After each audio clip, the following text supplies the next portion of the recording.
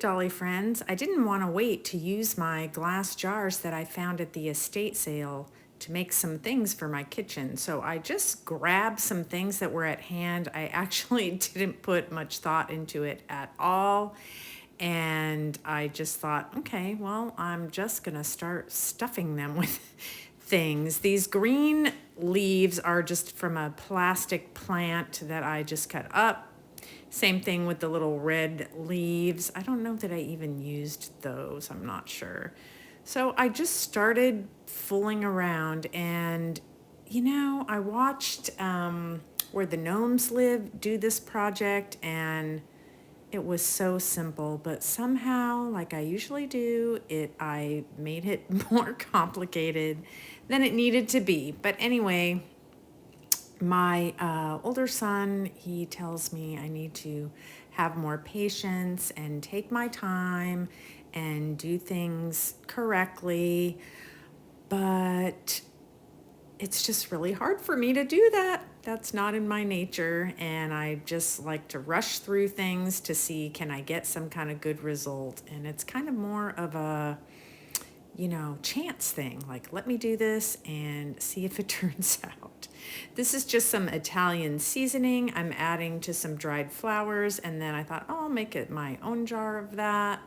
Have its own jar.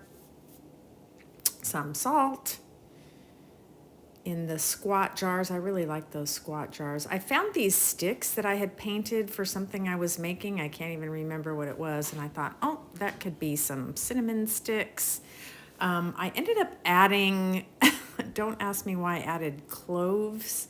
I did end up adding the more powdery cinnamon. So that's what's all over my table there is clove. And it looks like it would make some good dirt.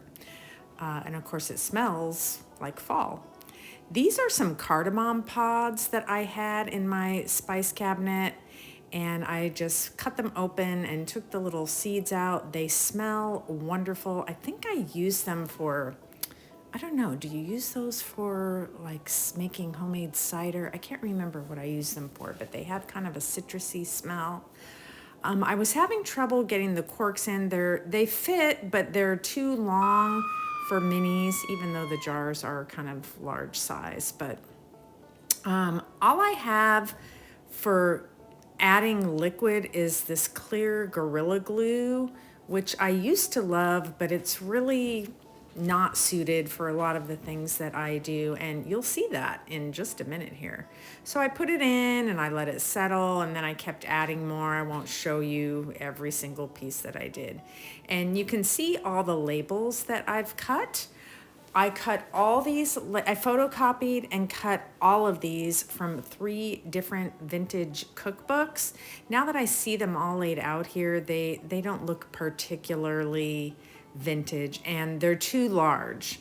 So I may go back and do them again, but like I said, I was really not thinking anything through. The only thing I was thinking is that I have a little block of time where my young son was just playing quietly, which there's not much time that he does that. So I thought I would play quietly also. I think these maybe could look like some green beans or something like that. So if you have any suggestions of what else I could have put in these jars, I have tons of jars, so I could change them out. The dolls don't seem to mind that they're large. They're very strong. Okay, here's me trying to add the label using the clear Gorilla Glue, and this should be really simple, shouldn't it? No, there's been like at least 1 minute of time has passed. Another minute, it just will not go down. But am I learning? No, I'm not. Holding, holding, holding, holding, and it's not working. So I'm going to my grip glue, and I kind of overdid it because I was feeling a little irritated. And now I'm more irritated because I'm making a mess. It stuck right on.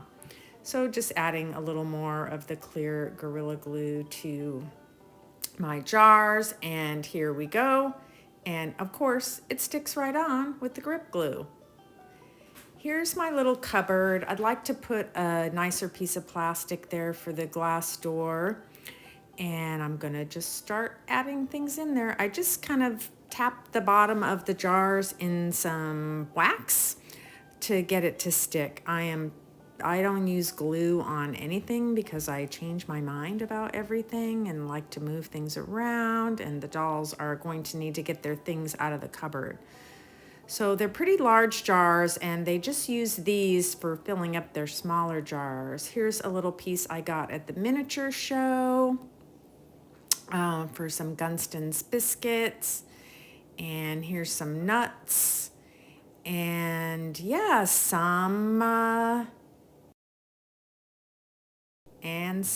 squirrel, of course. Yes, that was actually, there was a squirrel dish in one of the cookbooks, and I thought that would just be a little whimsical fun there that you might not notice at first until you look in the cupboard. So there's my spinach, beans, and tomatoes. And here's some Brer Rabbit molasses. And here's some Watkins vanilla. And I have a Watkins cookbook there. And there you go. There's the cinnamon and the peach. And I didn't get a good photo on the top where I put one of my Crocs and the case for the old Dutch cleanser. Oh, there you see it. And here it is in the kitchen. Beatrice is trying to decide if she's up for teaching little mama how to reheat the squirrel, but she's probably gonna change her mind. Thank you so much for stopping by to watch me rush through this simple project and make it more complicated than it needed to be. I hope at least you had a good laugh and enjoyed seeing some of the things in my pantry. Please come back and visit me next time in the doll cupboard.